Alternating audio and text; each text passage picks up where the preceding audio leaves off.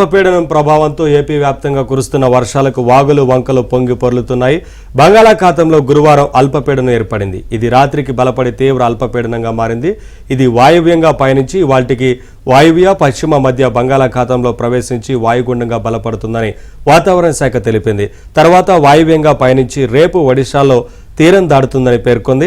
నైరుతి రుతుపవనాలు చురుగ్గా కదులుతుండటంతో గురువారం తెల్లవారుజాము నుంచి ఉత్తర కోస్తాలో అనేక చోట్ల, దక్షిణ కోస్తాలో పలుచోట్ల వర్షాలు, అక్కడక్కడ భారీ వర్షాలు కురిశాయి.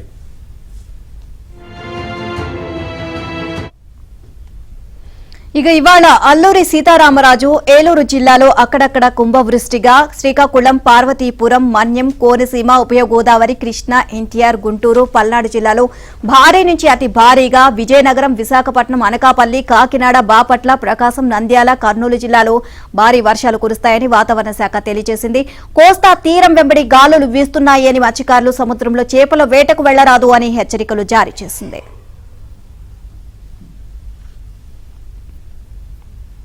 ఏలూరు జిల్లాలో ఎడతెరిపి లేకుండా భారీగా వర్షాలు కురుస్తుండటంతో ఏజెన్సీ ప్రాంతాల్లో కొండవాగులు పొంగి రాకపోకలు నిలిచిపోయాయి. వేలేరుపాడు మండలంలో పెదవాగు ప్రమాద స్థాయిలో ప్రవహిస్తోంది. గండిపడే అవకాశాలు ఉండటంతో ప్రజలను అప్రమత్తం చేశారు. పోలవరం మండలం, బుట్టాయిగూడెం మండలాల్లో కొండవాగులు ఉధృతంగా ప్రవహిస్తుండటంతో రాకపోకలు నిలిచిపోయాయి. రాజవరం బ్రిడ్జి వద్ద ఎర్ర కాలువ ప్రమాద స్థాయిలో ప్రవహిస్తోంది. జంగారెడ్డిగూడెం మండలం పట్టెన్నపాలెం వద్ద జల్లేరు వాగు పొంగడంతో రాకపోకలు స్తంభించాయి. గోదావరి వరద పెరుగుతుండటంతో అధికారులు, సిబ్బందిని ఇరిగేషన్ ఎస్సీ అప్రమత్తం చేశారు. భారీ వర్షాల నేపథ్యంలో ఏలూరులో కంట్రోల్ రూమ్ను ఏర్పాటు చేశామని, అధికారులు, సిబ్బందికి సెలవులు రద్దు చేసినట్లు కలెక్టర్ ప్రకటించారు. ప్రజలు అప్రమత్తంగా ఉండాలని కోరారు.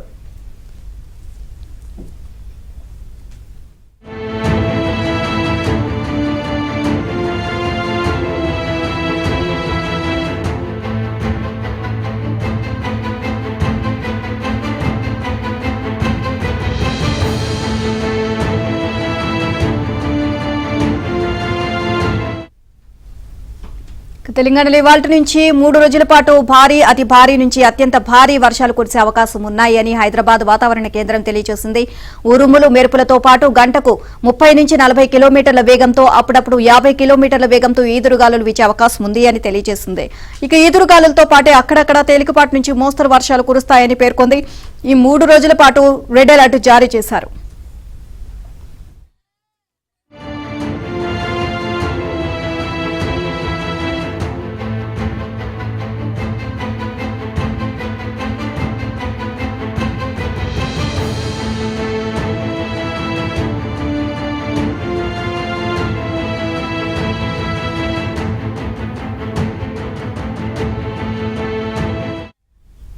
భద్రాద్రి కొత్తగూడెం జిల్లా అశ్వరావుపేట మండలం గుమ్మడపల్లి సమీపంలో పెదవాగు ఉధృతంగా ప్రవహిస్తోంది. గురువారం తెల్లవారుజాము నుంచి ఎగువన భారీ వర్షాలు కురవడంతో పెదవాగు ఉగ్రరూపం దాల్చింది.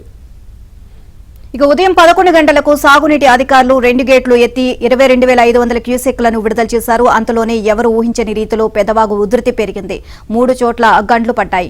అవుట్ ఫ్లోకు, ఇన్ ఫ్లోకు కొన్ని రెట్లు ఎక్కువగా ఉండడంతో ప్రాజెక్టు నిండిపోయింది. అన్ని వైపులా కట్టపై నుంచి నీరు పొంగి ప్రవహిస్తోంది. మోటార్ కాలిపోవడంతో 3వ గేటు తెరుచుకోలేదు. ఇక కట్ట కింద గుమ్మడపల్లి గ్రామస్తులు భయంతో మెరక ప్రాంతానికి వెళ్లిపారు. ఓవరాల్ గా ఇదే అంశానికి సంబంధించి మరింత సమాచారాన్ని మా కరెస్పాండెంట్ రవిని అడిగి తెలుసుకుందాం. రవి, తెలంగాణకు భారీ వర్ష సూచన ఉంది అని చెప్పేసి వాతావరణ శాఖ అధికారులు హెచ్చరికలు అయితే జారీ చేస్తున్నారు. ఓవరాల్ గా అప్డేట్స్ ఏంటి?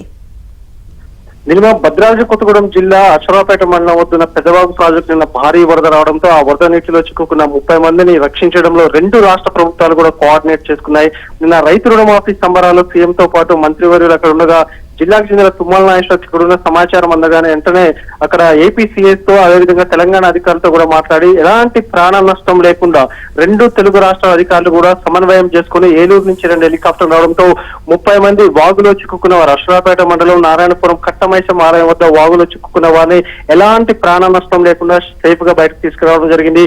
ముఖ్యంగా చూస్తే పెదవాగు ప్రాజెక్ట్ అనేది 2 రాష్ట్రాల మధ్య ఉమ్మడి ప్రాజెక్టు ఉంటుంది. ప్రాజెక్టు మొత్తం తెలంగాణలో ఉంటుంది భౌగోళికంగా, ఆయకట్టు మొత్తం ఆంధ్ర ప్రాంతంలో ఉంటుంది. ప్రాజెక్టుకు ఊహించిన విధంగా మ్యాసివ్ ఫ్లడ్ రావడంతో ప్రాజెక్టు గండు పడ్డాయి. ప్రస్తుతం చూసుకుంటే ప్రాజెక్టులో వరదంతా కూడా దిగువకు వెళ్లిపోయింది. సమీపంలో ఉన్న 15 గ్రామాల్లో కూడా వరద నీరంతా కూడా జరుగుతూ ప్రస్తుతం సహాయ చర్యలు కొనసాగుతున్నాయి. ఊహించిన విధంగా వరద రావడం, అక్కడ ఉన్న పొలాల్లో వారు చిక్కుకోవడంతో ఒకవేళ సాయంత్రం తక్షణమే స్పందించకపోతే మాత్రం ఆలస్యం అయితే చీకట్లో ఒకవేళ రెస్క్యూ ఆపరేషన్ కూడా ఇబ్బందిగా ఉండేది. కానీ ఎలాంటి ప్రాణ నష్టం లేకుండా జిల్లాకు చెందిన మంత్రి తుమ్మల 2 రాష్ట్ర ప్రభుత్వాలు కోఆర్డినేట్ చేయడం వల్ల ఎలాంటి ప్రాణ నష్టం లేకుండా, హ్యూమన్ లాస్ లేకుండా నిన్న వారిని రక్షించడం జరిగింది. మొత్తం చూస్తే ప్రస్తుతం పెదవాగు ప్రాజెక్టుకు భారీగా గండ్లు పడ్డాయి. ప్రాజెక్టులో ఉన్న వాటర్ అంతా కూడా వెళ్లిపోయిన పరిస్థితి. అదేవిధంగా ముప్పు గ్రామాల్లో కూడా వరద నీరు తగ్గడంతో సహాయ చర్యలు కొనసాగుతున్నాయి. Thank you Ravi.